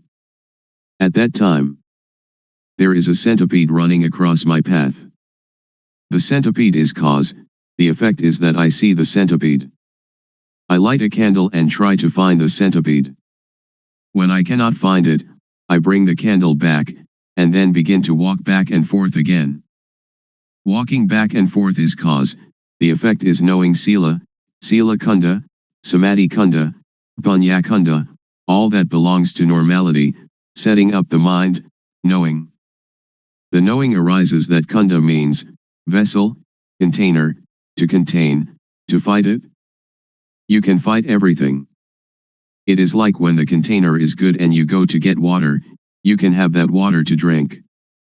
But if the container is broken, when you go to get the water, you cannot get it. In the texts they call this, ati sila sikha, ati jitta sikha, and ati panya sikha, the training in the higher morality, higher mind, and higher wisdom. We can compare them, the texts and the experience. This is called sila has arisen, therefore sila is the tool to get rid of the crude kilesa. Sila is already there in us. So this kind of sila doesn't concern keeping precepts, but only concerns the development of sati. When we practice this kind of developing sati, its result will happen in this way. When we know this point, we will understand that sila can really get rid of the crude kilesa. When the crude kilesa is removed, sila will occur. It is like when we plant fruit trees, banana, coconut, or palm, the shoots are already there, but to see them we have to wait until they come up. When we see them, that is the result. Please work diligently and devotedly at developing sati. Whatever people may say, we don't have to pay attention to it. Even though you make merit and give a lot of charity, you will never know this experience. Even though you study a lot, you'll also never know. They do not concern this thing.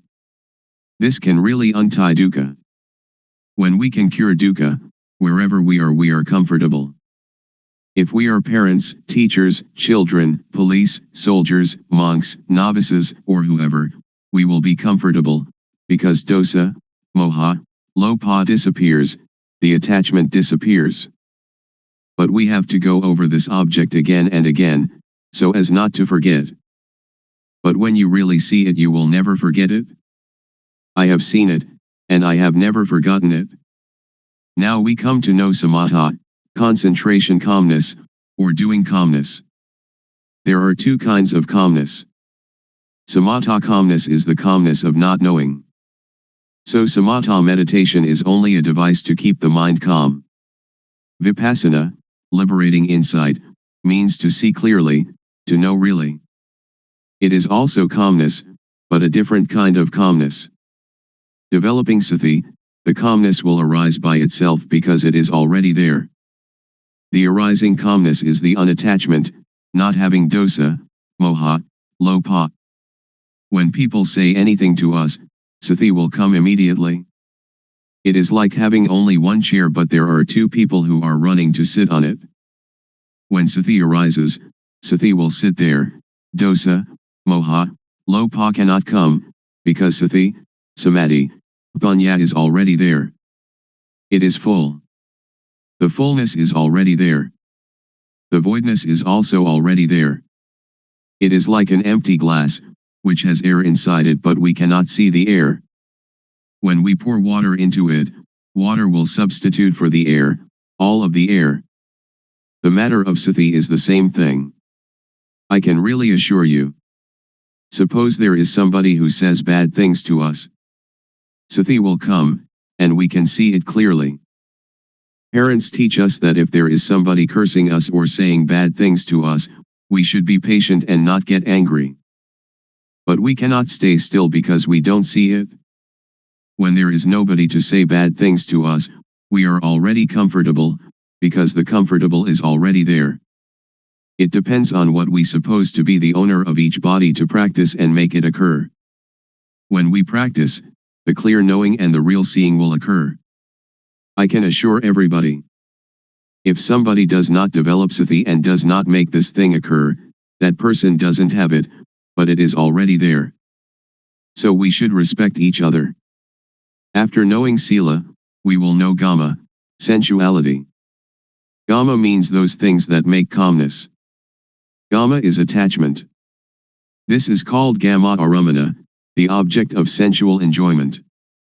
It is called gamazava, under the control of gama, bhavasava, under the control of bhava, being, or dukkha. This is bhava and jati, birth. Avijjasava, avijjaya is not knowing. Now we come to know gama, which is deities, rich people, people with authority. They attach to reputation, money, honor, these people who have gama, but I do not blame anybody, I just teach directly. You can bring it into practice, or you might not bring it into practice, it depends on you. When we know gama we see that gama is dukkha, gamazava is dukkha, bhavasava is dukkha, avijjasava is dukkha, because of not knowing. We also know samatha meditation. People may talk in any manner, we really know the matter of calmness. We know all the stages of it, because it is already in us. We write the overturned bowl, we open up what is covered over, that is to teach the method of practice, the method of arm movements, the method of turning the hand. This is one form of the most intensive practice. I have not taught this according to the texts.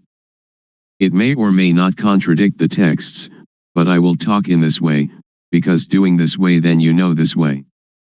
If you study from the texts, when asked about the truth, you don't know. Many of my teachers didn't know. The arm movement is cause, its result is panya arising. Cause and effect go together. After knowing this, we know about panya and hapapa.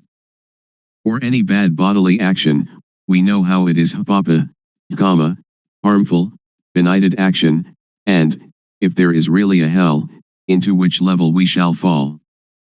Or any bad verbal action, we know how it is hapapa, kama, and, if there really is a hell, into which level we shall fall. Or any bad mental action, we know how it is hapapa, kama, and, if there really is a hell, into which level we shall fall. Or any bad bodily, verbal, and mental actions together, we know how they are hapapa, kama, and, if there really is a hell, into which level we shall fall. Or any good bodily action, we know how it is, punya kama, beneficial wise action, and if there really is a heaven or nibbana, to which level we shall go. Or any good verbal action, we know how it is punya, kama, and if there really is a heaven or nibbana, to which level we shall go. Or any good mental action, we know how it is vedana, and if there really is a heaven or nibbana, to which level we shall go. Or any good bodily, verbal, and mental actions together, we know how they are punya, kama, and if there really is a heaven or nibbana, to which level we shall go. The shaking of the knowing element is already there in everybody. the developing of sati can apply to everybody. If you don't believe it, just try it. I can guarantee that it will not take longer than 3 years and you will really know. It is like the fat, fertile grain that we plant in the field. If we practice incorrectly, it is like the empty husk. If you dig the ground, but not in the right place, then you cannot get water. If you dig into the ground in the right place, then you can really get the water. This kind of practice, if you do it correctly, you will really get the result.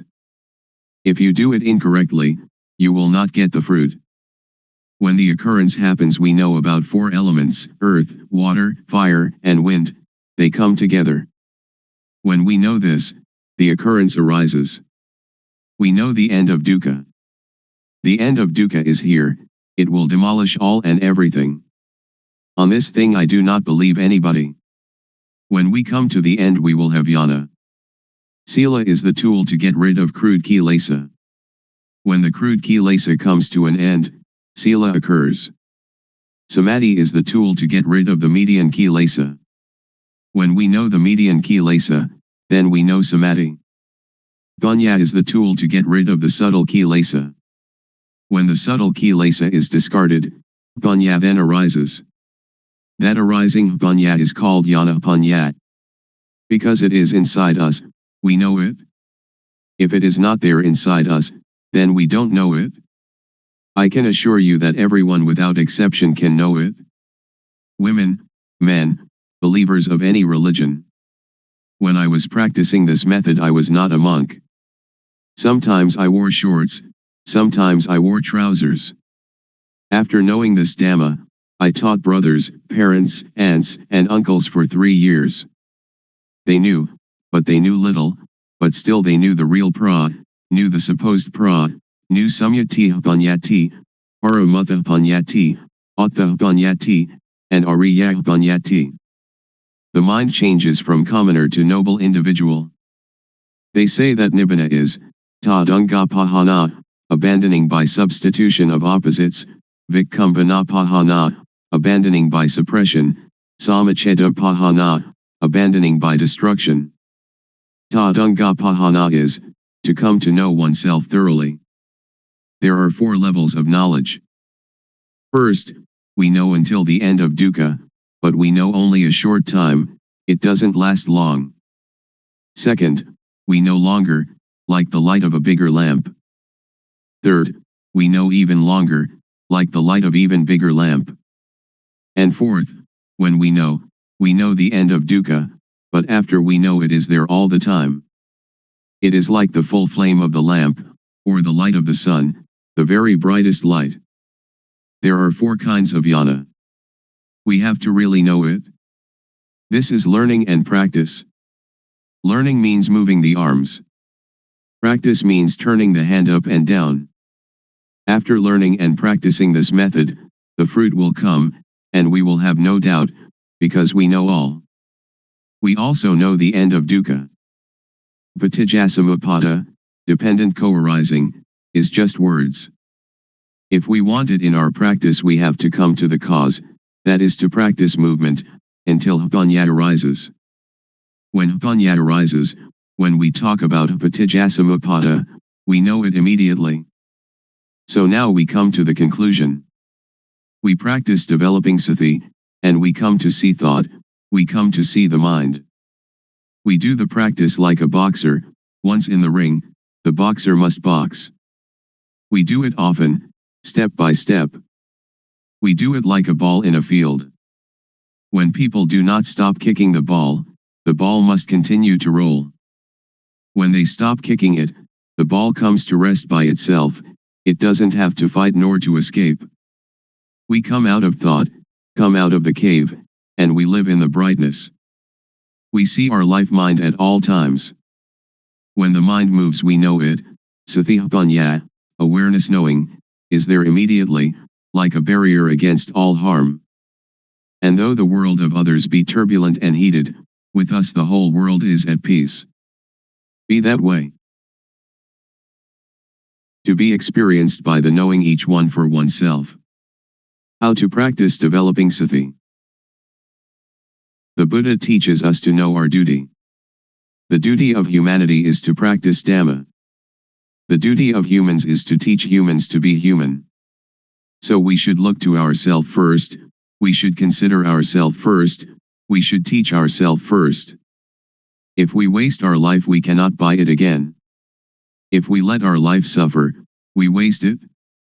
The Buddha teaches us nothing else than to extinguish dukkha, suffering, but when we don't know, we seek its cessation outside ourselves. But dukkha of that kind doesn't exist. The teachings of the world teachers are like all the leaves in the forest, but those leaves that can be used as medicine are few. Don't take them all, together with their roots and trunks. When it comes to the practice of gamatthana, meditation, or vipassana, insight, we should take only that which can prevent dukkha from arising, can extinguish dukkha at its source, can destroy moha, delusion. So we take only the heart. The heart of the teaching I am talking about is to have sati, awareness, to have panya, knowing, to see thought. Whenever thought arises, see it, know it, understand it. Know it in whatever manner it comes, and know how to prevent it from deluding us. Wherever we are, that is where we must practice. Nobody else can do it for us.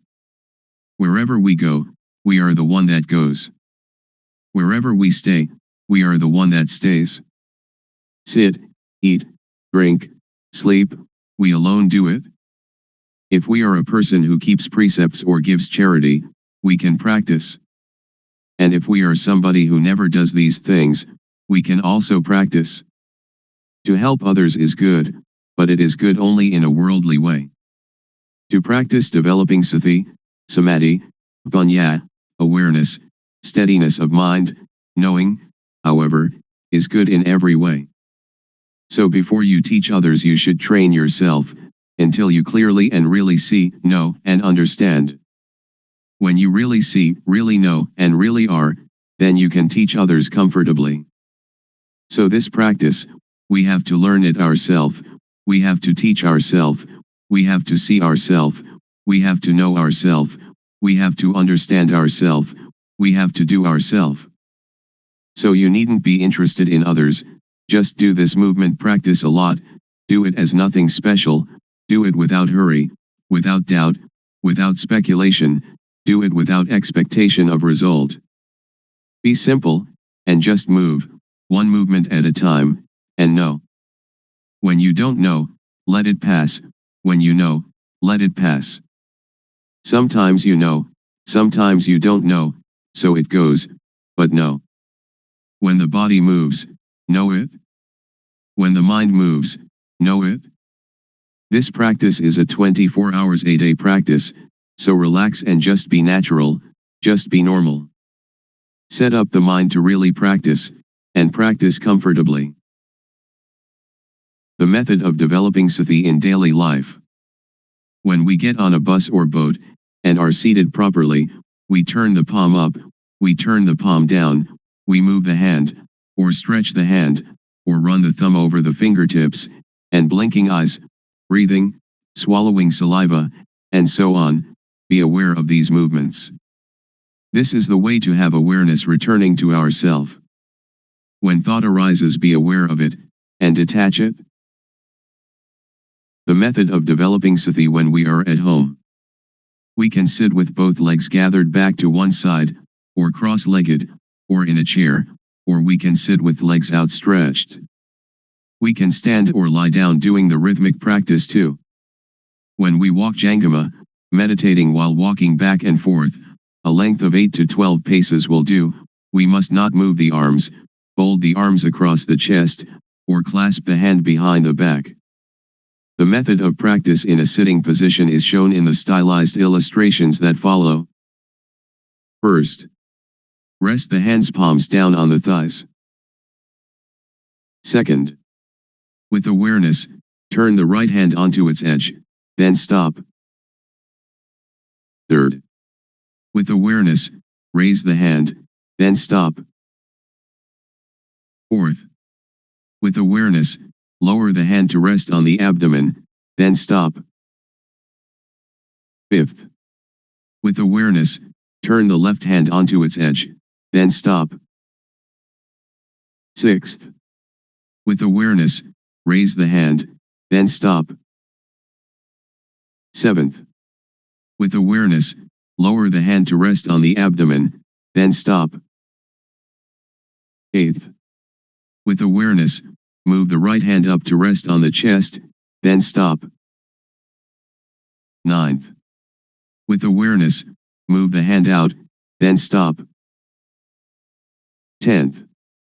With awareness, lower the hand to the thigh, then stop. 11th. With awareness, turn the hand down, then stop. 12th. With awareness, move the left hand up to rest on the chest, then stop. 13th. With awareness, move the hand out, then stop. 14th. With awareness, lower the hand to the thigh, then stop. 15th. With awareness, turn the hand down, then stop. And repeat this cycle of movements again and again. Good in the beginning, excellent in the middle, and miraculous in the end. The object of the practice of developing sati through the method of movement. Stage 1. Suppositional object. We must know Rup Nam, body-mind, must know Rup acting, Nam acting, must know Rup disease, Nam disease. There are two kinds of Rup disease, Nam disease. With diseases of the body, like headache, stomachache, and wounds, we have to go and see the doctor at the hospital. The disease of the mind is dosa, moha, lopa, anger, delusion, greed. For a cure we must depend upon this method of developing sati, awareness. Then we must know dukkhang, anajang, anatta, suffering, impermanence, not self, unbearable, unstable, uncontrollable. Then we must know samyati, supposition. Whatever samyati is in the world, know it to the end. Then we must know sasana, religion, we must know Buddha sasana, Buddhism. Sasana is everyone without exception. Sasana means the teaching of one that knows. Know Buddha sasana. Buddha means one that knows, one that is awake, one that is blessed with Dhamma, which is sati, samadhi, panya, awareness, setting up the mind, knowing. So we develop panya. Then we must know papa, sin, must know punya, merit. Papa is dark, stupid, not knowing how it is. Punya is clever, knowing everything. Whoever doesn't know is called somebody who still doesn't have punya. End of stage 1. There will arise an obstacle at this point, because we attach to the knowledge of Vipassana or Kilesa. Vipassana or Kilesa, defilement of insight, is when we know outside ourself endlessly. We must withdraw. We must not enter thought. Stage 2, touchable object. Use sati to see thought. When thought arises, know it, see it, understand it, and touch it. As soon as thought arises, cut it away immediately.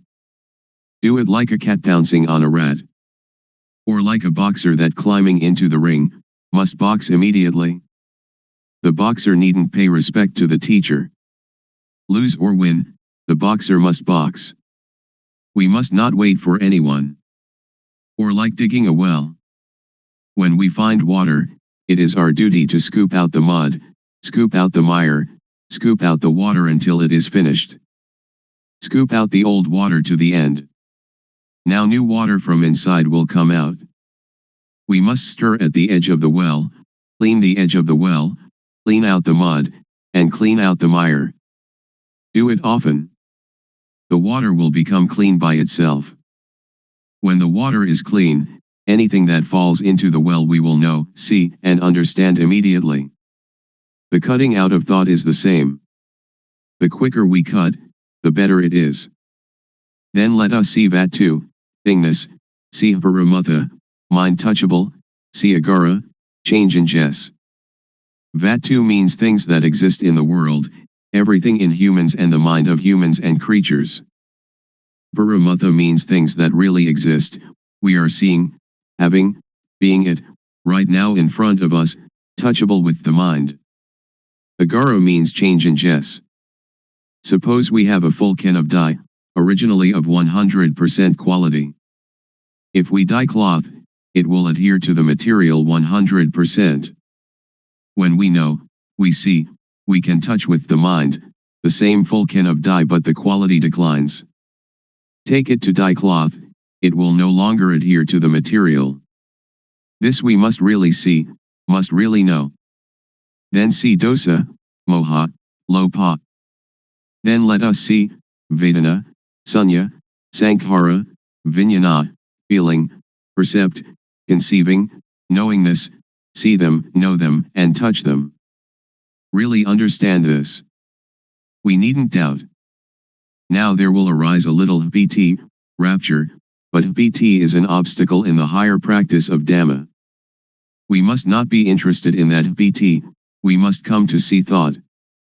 This is the beginning of the touchable object, of this method of developing sati, of one that has panyat. Continue to see thought. There will occur knowledge, or yana panyat, the knowledge of full direct awareness knowing. See, know, and understand kilesa, tanha, upadana, kama, defilement/stickiness, craving/heaviness, attachment, action. Therefore attachment will lose its taste, loosen its grip and fade, just as poor quality dye cannot adhere to material. There will again arise hpiti. We must not be interested in that hpiti. Uproot satisfaction and dissatisfaction.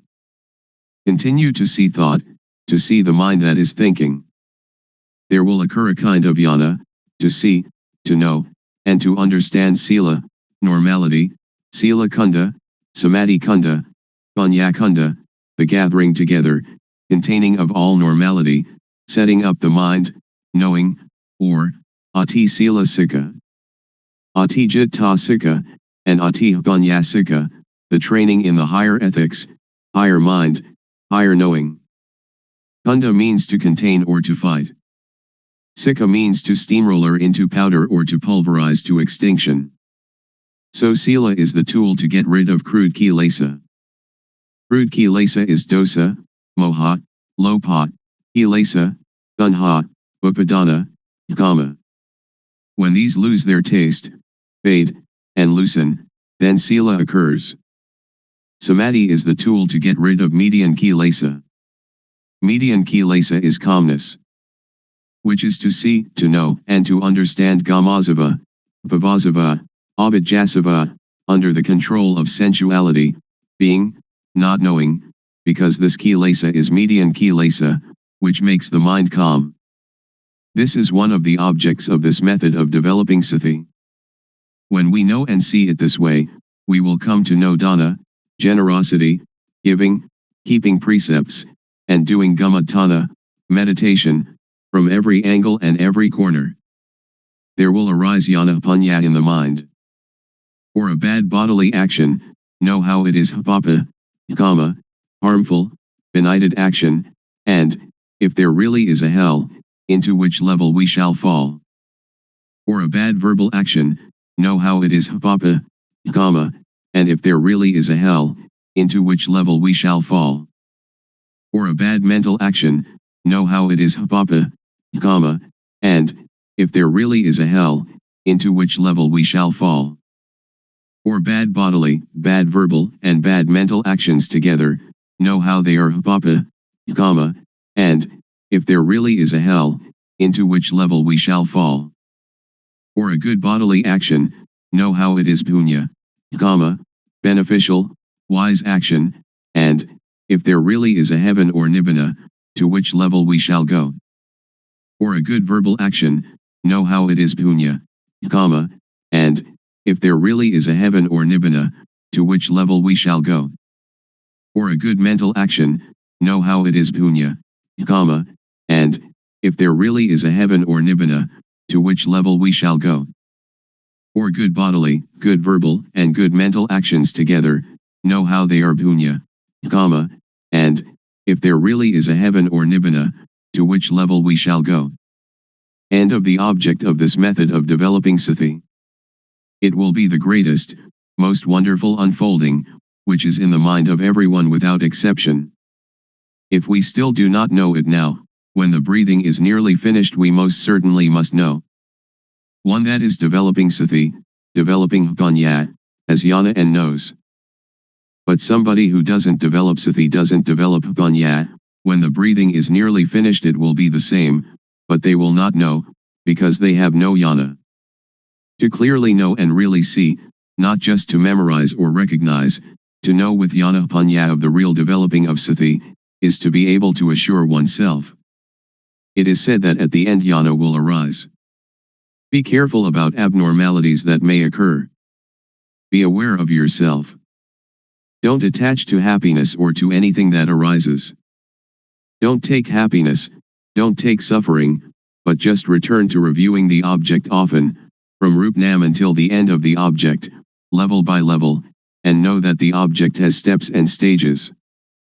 Certainly, if you develop sati correctly, the longest time for the practice will be no more than 3 years, the median time 1 year, and the quickest time 1 day to 90 days.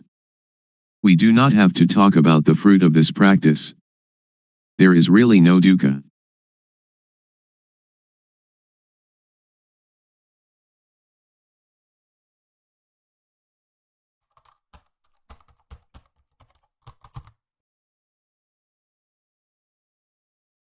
May all beings be at ease.